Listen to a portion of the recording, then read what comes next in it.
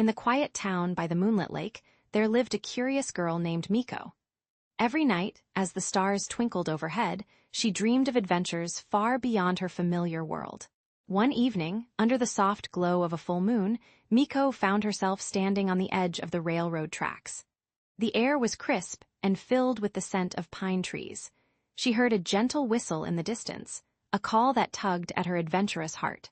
The train appeared as if conjured by magic, its silver cars glimmering like stars descending to Earth. Captain Orion Blackwood stepped forward with a warm smile. "Welcome aboard, Miko," he said, his voice soothing and calm. "You're riding the Moonlight Express tonight." Miko's eyes widened in wonder. "Really?" she asked, feeling her heart swell with excitement. "Of course," Captain Blackwood replied. "Come aboard, but be prepared for anything, magic, mystery, and marvels beyond your wildest dreams." The doors opened smoothly, revealing a cozy interior bathed in moonlight.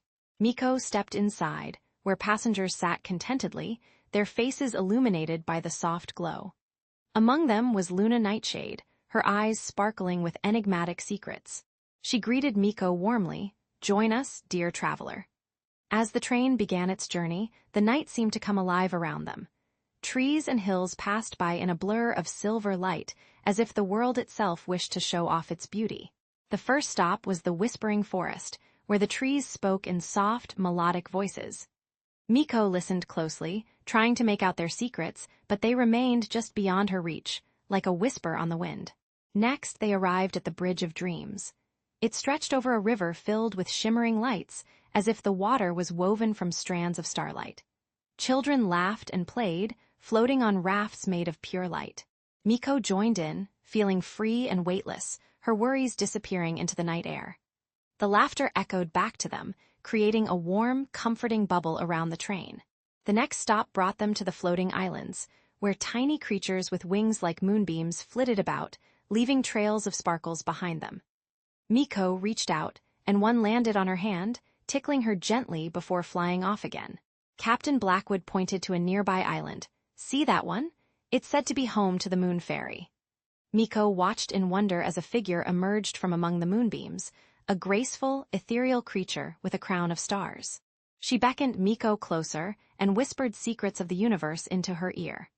Then came the glittering caves, where walls shimmered with colors that seemed to change with every breath. The air was filled with the sound of singing echoes, a melody so beautiful it made Miko's heart flutter. Luna Nightshade shared tales of ancient magic, her voice weaving through the air like a gentle breeze, telling stories of heroes and monsters, love and loss, all wrapped in the warmth of her words. The journey continued to the enchanted garden, where flowers bloomed not just with petals, but with tiny lights that danced about their stems. Miko plucked one delicate flower, its glow casting soft shadows on her face as she held it close. As they approached their final destination, a sense of peace settled over Miko. The train slowed to a gentle halt at the luminous park. Here, the moon hung low in the sky, casting everything in silvery light. Lanterns flickered gently, like stars fallen from the heavens onto the ground. Captain Blackwood stepped forward again, his voice soft and kind. "This is where we part ways for now." Miko hugged Luna Nightshade tightly, feeling a warmth that stayed with her even as she boarded the train to return home. As they pulled away from Luminous Park, Miko looked back at it one last time. The park was bathed in moonlight, its beauty like a memory etched into her heart.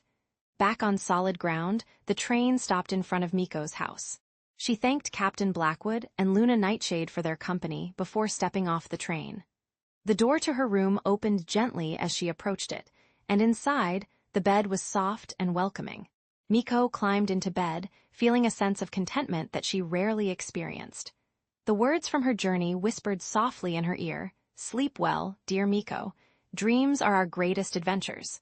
And with those gentle words, she drifted off to sleep, surrounded by the magic of the Moonlight Express and the comfort of home. Good night, little one. May your dreams be as magical and wonderful as the ones you shared tonight.